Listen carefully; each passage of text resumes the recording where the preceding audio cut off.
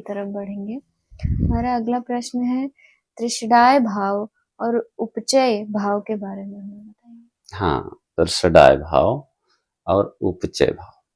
अभी जो हमने चारों त्रिकोण लिए थे जी उसमें हमने इन सारे भावों की चर्चा किया, जी लेकिन अब हम इसको अलग अलग आपको बताते हैं कि ऐसे तो त्रिषडाय भाव बहुत खराब माना जाता है, जी लेकिन अगर उपचय आ गया तो बहुत अच्छा माना जाता है। अच्छा क्यों? क्योंकि कभी कभी त्रिषडाय भाव क्या, त्रि षड आय, जी त्रि मतलब तीसरा भाव, जी तीसरा भाव पराक्रम का होता है, तीसरा भाव छोटे भाइयों का होता है, तीसरा भाव छोटी मोटी यात्राओं का होता है, तीसरा भाव हम कोई काम कर रहे हैं उसको ऑनलाइन मोड में करते हैं जी तो हमें ज्यादा अपेक्षित लाभ मिलता है। जी तीसरे भाव से हम इन चीजों को देखते हैं। और तीसरा भाव जो है आपकी इच्छा का जो है जन्म होता है तीसरे भाव में। जी आपकी इच्छा का जन्म हुआ, आप बहुत पराक्रमी हैं। छठे भाव से क्या है? छठा भाव आपकी संकल्प की शक्ति का है, और छठे भाव से अब रोग रिपु ऋण का भी है। लेकिन यदि षड रिपु यहां हावी हो गए और संकल्प कमजोर हुआ तो कहीं ना कहीं आपको फंसाता हुआ चला जाएगा। जी लेकिन आप पराक्रमी भी हैं, संकल्पवान भी हैं, तो आपकी इच्छा पूर्ति होगी?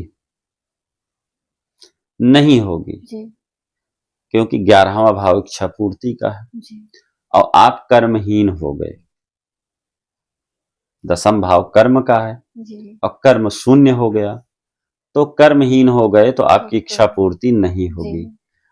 उपचय भाव में यही दसम भाव आके जुड़ जाता है। जी 3, 6, 10 और 11, जी ये 4 भाव होते हैं उपचय भाव में।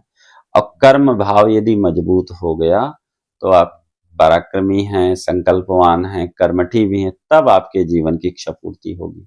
जी ये बहुत बड़ा टर्निंग पॉइंट होता है। और इन भावों में जितने भी क्रूर ग्रह हैं अगर आके बैठ जाते हैं तो बहुत अच्छा रिजल्ट देते हैं। जी क्रूर भाव बैठने से क्रूर ग्रह बैठने से ऐसा माना अच्छा जाता ग्रह है बैठने से कि जो बेनिफिक प्लेनेट होते हैं और मेलेफिक प्लेनेट होते जी हैं, जो अति शुभकारी और अति खराब, जी जैसे नैसर्गिक शुभ हैं, नैसर्गिक कष्ट देने वाले हैं। जी जैसे गुरु हुआ, बुध हुआ, चंद्रमा हुआ, शुक्र हुआ, ये नैसर्गिक शुभ माने जाते हैं। जी लेकिन राहु, शनि, केतु सूर्य, जी ये सब जो है क्रूर ग्रह की श्रेणी में आते जी हैं। लेकिन यदि क्रूर ग्रह तीसरे भाव में बैठ गया तो व्यक्ति बहुत पराक्रमी हो जाता है। ये आपने बहुत ही अच्छा बताया। और छठे भाव में बैठ गया तो शत्रुहंता शत्रुहंता योग बन जाता है, क्योंकि जी छठा भाव रिपु का भी होता है। जी व्यक्ति संकल्पवान हो जाता है। जी और दसम भाव में यदि सूर्य बैठ गए, राहु बैठ गए, तो एक तरह से कभी कभी राजनीति में भी बहुत बड़े बड़े पद दे देते हैं। सूर्य बैठ गए तो आपको प्रशासन में अच्छे पदों की प्राप्ति हो जाती है। बस ये प्राप्ति कब होती है? जब उनकी दशा मिलती है जी बस। और 11वें भाव में पहुंच गए तो भी आपको अच्छा रिजल्ट देते हैं, कोई इसमें कोई दो राय नहीं। जी त्रिषडाय भाव को खराब क्यों माना जाता है? अभी मैंने चर्चा किया जी कि त्रिषडाय भाव को खराब इसीलिए माना जाता है क्योंकि उसमें कर्म रहित है वो। जी दसम भाव का हानि होता है, जी जी दसम भाव नहीं है उसमें। और उपचय भाव को अच्छा इसलिए माना जाता है क्योंकि उपचय भाव में 3, 6, 10 और 11वां भाव होता है। जी त्रिषडाय भाव में तीसरा भाव, छठा भाव और 11वां भाव होता है। जी ये चीजें हैं।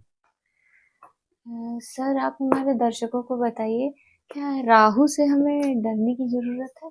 नहीं, राहु से कतई डरने की जरूरत नहीं है।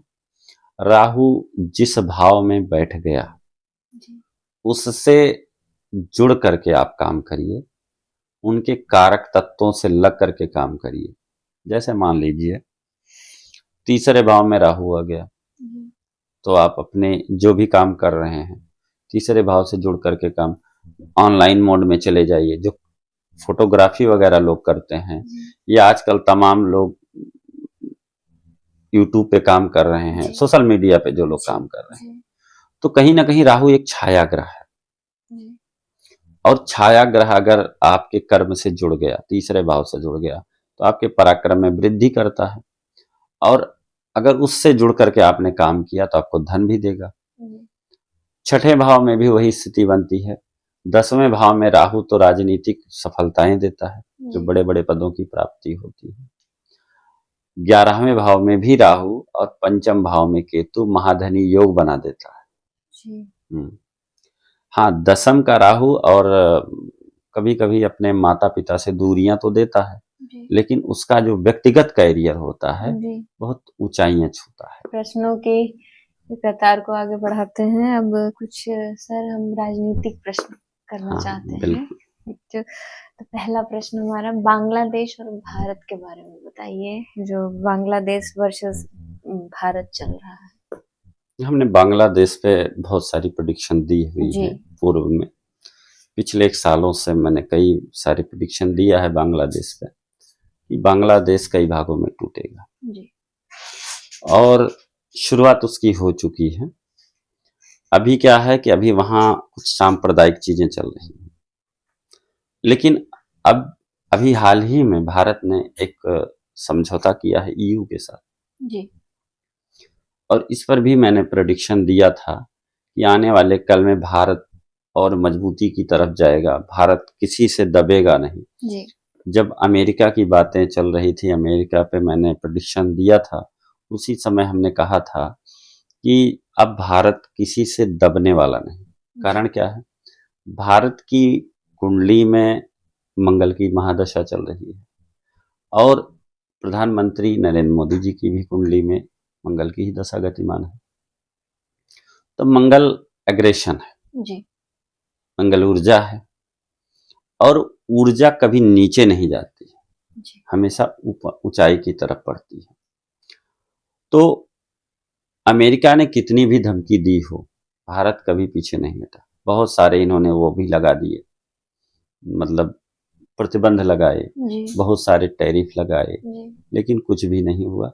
भारत ने कहा नहीं हटेंगे पीछे जी। और देखिए ईयू के साथ जो समझौता हुआ हमारा भारत का, वो बहुत ही महत्वपूर्ण समझौता है।